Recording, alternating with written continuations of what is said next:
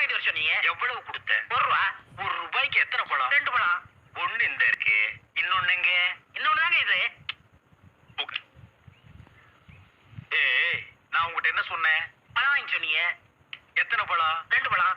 நான் உங்ககிட்ட எவ்வளவு கொடுத்தேன்? ₹1. எத்தனை பழம்? 2 பழம். ஒண்ணு இந்த இருக்கு, இன்னொன்னு எங்க? இன்னொன்னு தாங்க இது.